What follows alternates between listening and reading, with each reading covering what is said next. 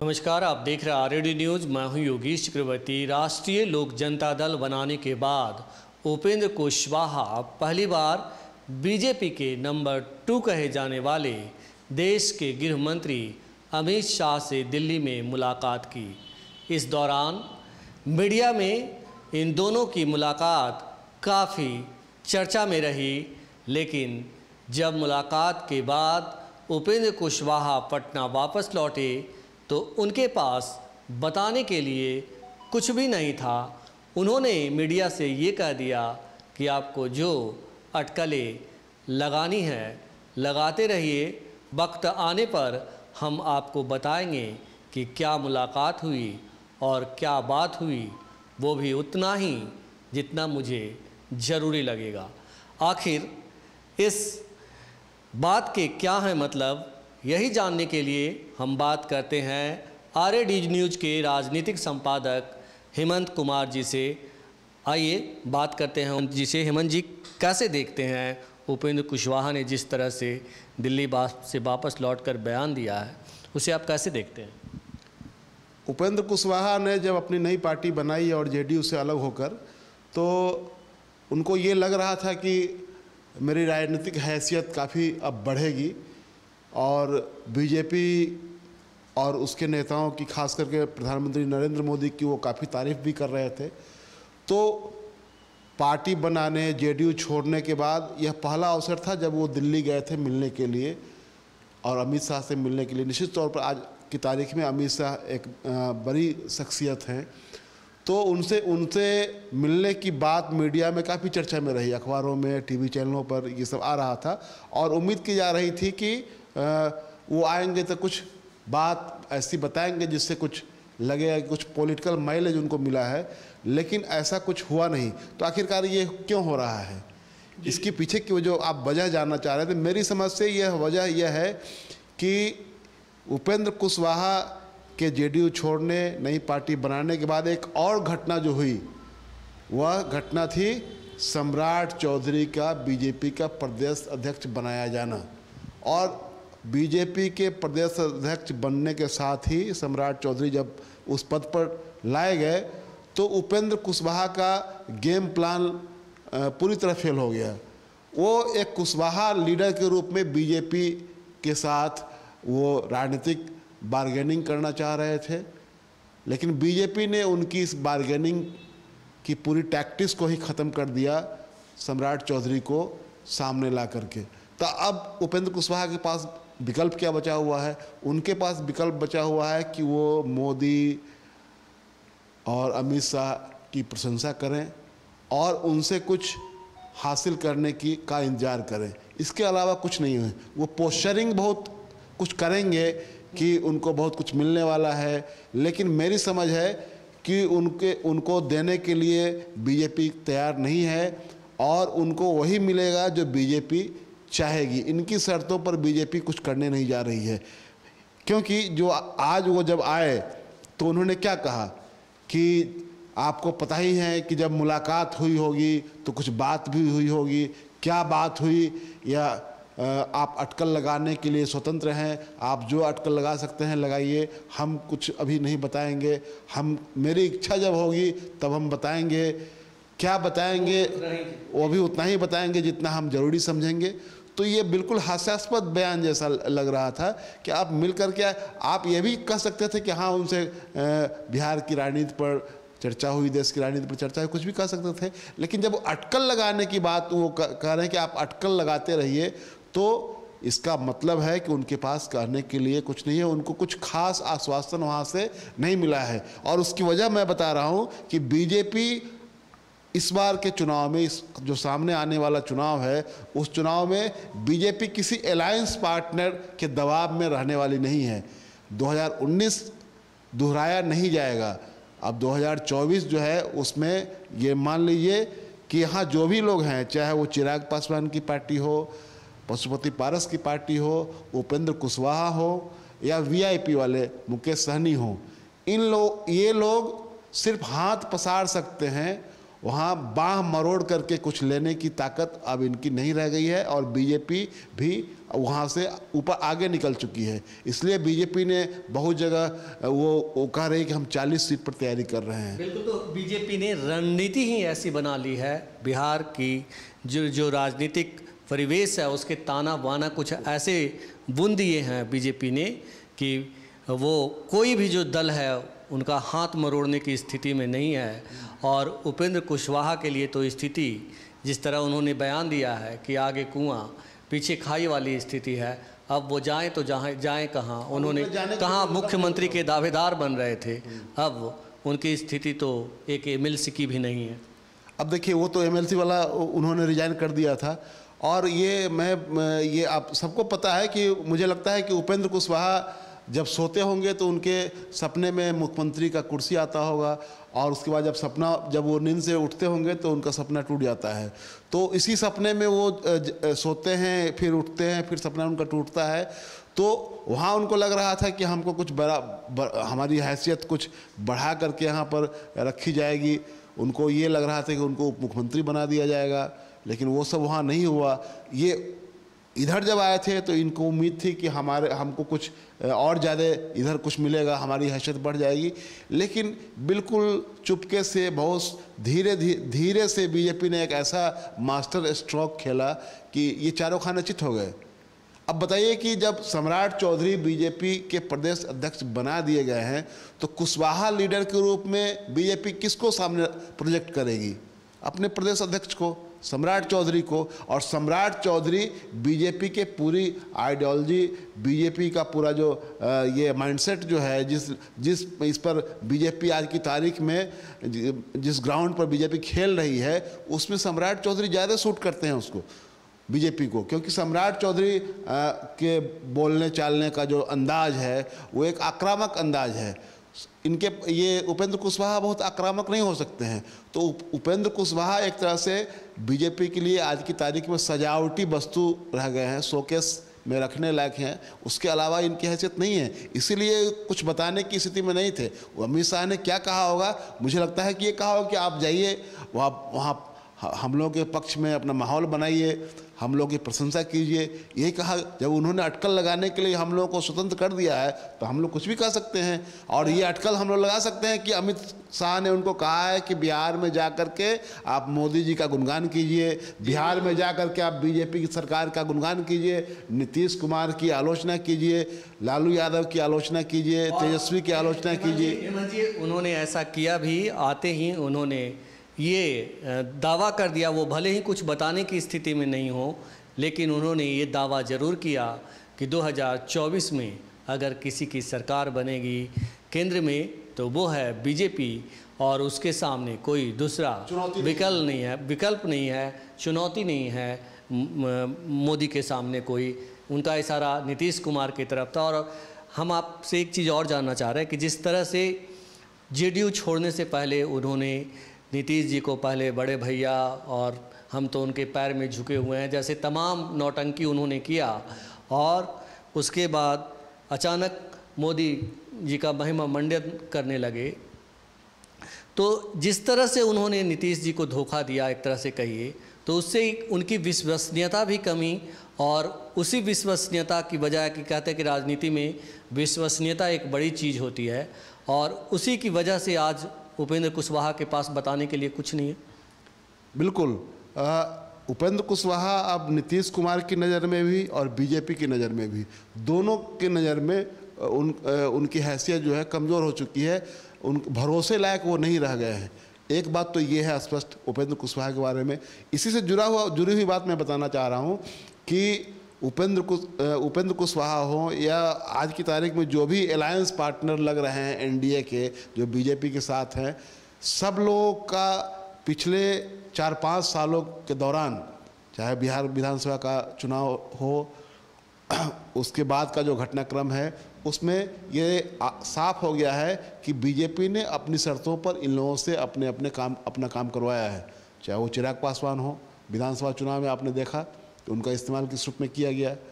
उपेंद्र कुशवाहा हो, उपेंद्र कुशवाहा जब जेडीयू में थे और लगातार नीतीश कुमार पर हमलावर थे, वहाँ उनका लक्ष्य ये था कि आप आरजेडी के साथ जो गए हैं वो गलत फैसला है, आप तेजस्वी यादव को अपना उत्तराधिकारी बता रहे हैं, यह भी गलत है। तो ये माना जा रहा था कि वो बीजेपी के इशारे पर ये सब कर रहे हैं। बाद में ये साबित भी हुआ, क्योंकि जैसे ही उन्होंने पार्टी बनाने की घोषणा की और वहाँ से निकलने के बाद वो कहाँ गए थे, संजय जायसवाल से मिलने के लिए गए थे। उस समय संजय जायसवाल ही प्रदेश अध्यक्ष थे बीजेपी के। तो जो पूरा घटनाक्रम है उसमें ये है कि उपेंद्र कुशवाहा आज की तारीख में बीजेपी के लिए, मैं बार बार कह रहा हूँ कि वो सिर्फ एक दिखावटी सजावटी दिखावटी नेता रह गए हैं। इससे ज़्यादा उनका इस्तेमाल बीजेपी नहीं करेगी, और इसीलिए उनके पास कहने के लिए कुछ नहीं था। और उन्होंने वो एक तरह से अपने मन की बात उन्होंने कही, जो उनको वहाँ कहा गया होगा कि आपको जाकर वहाँ प्रशंसा करनी है हम लोग की। जो उन्होंने कहा कि 2024 में तो कम से कम 2024 में ये नरेंद्र मोदी के सामने कोई चुनौती नहीं है, और नीतीश कुमार जो ये बनाने के लिए विपक्षियों की एकता बनाने के लिए जा रहे थे, तो वही चेहरे उनके साथ हैं जो प्रायः उनके साथ देखे जाते हैं। ऐसे ही लोगों को लेकर के वो एकता बना रहे हैं और कोई चुनौती नहीं है। तो यही उनको, यही राग गाने के लिए, यही गीत गाने के लिए मुझे लगता है कि उनको ये काम दिया गया है। इसीलिए उनके पास बताने के लिए इसके अलावा कुछ नहीं था। तो उन्होंने कह दिया कि अटकल लगाते रहिए। तो अटकल तो लगाने के लिए जब उन्होंने स्वतंत्र किया है तो हम लोग अटकल लगाएंगे, और कुछ सटीक अटकल लगाएंगे, जो कि मुझे लगता है कि हम लोग ये सटीक बात कर रहे हैं कि उनको यही कहा गया है कि आप जाकर। सटीक की बात आपने की हेमंत जी, तो सटीक ये भी है कि लोकतंत्र में कहा जाता है कि जनता मालिक होती है, और जिस तरह से उपेंद्र कुशवाहा ने जेडीयू में जाने के बाद जिस तरह का वहाँ से निकलने के लिए व्यवहार किया, तो मुझे लगता है कि जनता न सिर्फ राजनीतिक दलों के बीच, नेताओं के बीच, बल्कि जनता के बीच भी उन्होंने अपनी विश्वसनीयता खोई है या खो दी है। क्या कहेंगे आप? देखिए, आज की तारीख में राजनीतिक विश्वसनीयता कोई बहुत बड़ी चीज़ नहीं है, लेकिन फिर भी बहुत अधिक उछल कूद करने वाले लोगों की गति यही होती है, जो आज इनकी हो रही है, जो चिराग पासवान की हुई, जो पशुपति पारस की हुई, और जो मुकेश सहनी की भी हुई। मुकेश सहनी की भी देख लीजिए। मुकेश सहनी को लग रहा था कि वो बिहार के निषाद सम्राट हो गए हैं, सन ऑफ मल्लाह, और उनके सामने, उनके पैर के नीचे से ज़मीन खींच ली बीजेपी ने, उनको बेघर कर दिया। उसके बावजूद भी वो पीछे पीछे डोल रहे हैं। तो आखिरकार इसका मतलब क्या है? इसका मकसद ये है कि एक जो महागठबंधन में उनके लिए कोई जगह अब नहीं रह गया है, क्योंकि महागठबंधन को ये लगता है कि महागठबंधन में थोड़ा भी डेंट अगर होता है तो नुकसान ज़्यादा होता है उनका। इधर का डेंट जो है दिखाई नहीं देता है, ये समुद्र है और उधर नदी है, तो समुद्र को तो आप सुखा नहीं सकते हैं। तो स्थिति यही बनी हुई है कि ये जो लोग हैं, चाहे उपेंद्र कुशवाहा हो, मुकेश सहनी हो, चिराग पासवान हो, पशुपति पारस हो, ये लोग इसी गति को प्राप्त करने को अभिशप्त हैं, जो आप अभी दिख रहा है। वहाँ जा कर के मिले। और एक चीज़ और मैं बताना चाह रहा था, जो मैं ये छूट रहा था चर्चा में, कि ये जो चैनल इनका था, जिस चैनल से मिलने के लिए गए थे, ये बीजेपी का कोई अधिकृत चैनल नहीं है। गए किसके साथ थे? संजय जायसवाल के साथ। सम्राट चौधरी इनको लेकर नहीं गए थे। जी। तो संजय जायसवाल जी के साथ ये मिलने के लिए चले गए, तो इनको संजय जायसवाल को पकड़ना पड़ा कि हमको अमित शाह से ज़रा मिलवा दीजिए। तो अमित शाह से जाकर के मिले, कहने के लिए इनके पास कुछ है नहीं। तो कुल मिलाकर यह है कि इनको ये टास्क दिया गया है कि आप बिहार में जाकर के लोकसभा चुनाव तक मोदी जी का गुणगान कीजिए, नीतीश कुमार के खिलाफ हमलावर रहिए, तेजस्वी यादव के खिलाफ हमलावर रहिए। ये इनको टास्क दिया गया हुआ है। अब ये खंडन करें अगले अपने प्रेस कॉन्फ्रेंस में कि नहीं, हमको ये टास्क नहीं मिला है, हमको कोई दूसरा काम मिला है, क्योंकि उन्होंने तो आज़ाद किया है मीडिया को ना, कि आप जो कहना है अपना कह लीजिए। तो हेमंत जी ने ये भी बताया कि इनका सोर्स क्या था, किस माध्यम से उपेंद्र कुशवाहा ने देश के गृह मंत्री अमित शाह से मुलाकात की। इनका उनके साथ कोई सीधा संवाद नहीं था, बल्कि ये बीजेपी के पूर्व प्रदेश अध्यक्ष संजय जायसवाल के साथ दिल्ली गए और वो माध्यम बने संजय जायसवाल, उनकी मुलाकात करवाई। तो ये स्तर है उपेंद्र कुशवाहा का। और जैसा कि हेमंत जी ने और 3-4 नेताओं का जिक्र किया, मुकेश सहनी और चिराग पासवान और पशुपति कुमार पारस। तो ये तमाम नेताओं की स्थिति गुणगान करने वाले ही हैं। जैसा कि हम आपको बता दें कि आप देखते हैं कि किस तरह से व्यवहार किया गया था चिराग पासवान के पास, फिर भी वो मोदी के हनुमान आज भी बने हुए हैं। हाँ, चिराग पासवान को बेघर किया गया दिल्ली में, उनको टिकने नहीं दिया गया। वो आवास उनको, वो कह रहे थे कि इसको मेरे पिता के नाम पर स्मारक बना दीजिए, वो भी नहीं हुआ। उस तस्वीर को भी मीडिया में लोगों ने देखा कि उनके पिता की तस्वीर मैदान में वहाँ फेंक दी गई थी। तो ये सब कुछ हुआ, उसके बावजूद अगर गुणगान में लोग लगे हुए तो मुझे लगता है कि ये बीजेपी की ताकत है जो जिसने इन लोगों को अपने कदमों में झुका करके रख लिया है, जिनका नाम मैंने गिनाए, उपेंद्र कुशवाहा, मुकेश सहनी, चिराग पासवान, पशुपति कुमार पारस। यानी बिहार के जो ये जो नेता हैं जो तुर्रम खां बनते हैं, उनकी हैसियत बीजेपी ने ये बना कर रख दी है कि वो उनको अपने कदमों में झुका कर रख लिया है। इसलिए उनके पास कहने के लिए कुछ नहीं है। उनकी पार्टी किसने तोड़ी ये सबको पता है। उस समय नीतीश कुमार और बीजेपी सब एक साथ में थे, बिहार में सरकार चला रहे थे। लेकिन बीजेपी का भी उसमें ये था, पूरी रणनीति में बीजेपी भी शामिल थी चिराग पासवान की पार्टी को तोड़ने में। चिराग पासवान की पार्टी टूटी, उनके चाचा को मंत्री बना दिया गया। सपना ये देख रहे थे कि मैं मंत्री बनूंगा, पार्टी भी टूट गई, अब मंत्री पद भी नहीं मिला, चाचा को मंत्री बना दिया गया, फिर भी वो हनुमान बने हुए हैं। तो आखिरकार इस मजबूरी का क्या मतलब है? ये मजबूरी है कि इन लोगों को लगता है कि इधर ज़्यादा खतरा है, इधर ज़्यादा संघर्ष है, इधर ज़्यादा चुनौती है, उधर रास्ता आसान है कि कम से कम उनकी कृपा होगी तो एक एमपी का टिकट केंद्र में मंत्री बनने का सौभाग्य बना रह सकता है। ये है मतलब मोदी शरणम गच्छामी वाली बात। मोदी शरणम गच्छामी की स्थिति है, इसीलिए ये नहीं कुछ बोलने के लिए इनके पास था। बिल्कुल आपने सही शब्द इस्तेमाल किया, मोदी शरणम गच्छामी की स्थिति में ये चले गए हुए हैं। इसलिए इनके पास बताने के लिए कुछ नहीं था, क्योंकि वहाँ बताने के लिए कुछ साथ साथ ना इनके पास कोई विचारधारा है और ना ही राजनीतिक की जो तकाजा होता है, नैतिकता जिसको कहते हैं, नीति होती है, सिद्धांत होती है, वो सब कुछ नहीं है। सिर्फ अपना पेट भरना है, चाहे उसके लिए किसी की गला ही रेत देनी क्यों ना पड़े। एक बात बताइए कि आपने कहा कि ये लोग फिसिड्डी हो गए हैं, इनकी औकात इतनी छोटी हो गई है कि बीजेपी जैसे चाहेगी वैसे नचाएगी। अब उपेंद्र कुशवाहा के सामने कोई रास्ता बचा है या वो उस पतंग की तरह हैं कि जो रोशनी में लटपटाते रहेंगे? अभी जो स्थिति है उनके पास, उनके सामने कोई विकल्प नहीं है, क्योंकि नीतीश कुमार ने भी कहा था कि हमने सबका विरोध झेल करके अकेले हम इनके पक्ष में थे कि इनको लाया जाए पार्टी में, सबके विरोध के बावजूद हम इनको लाए।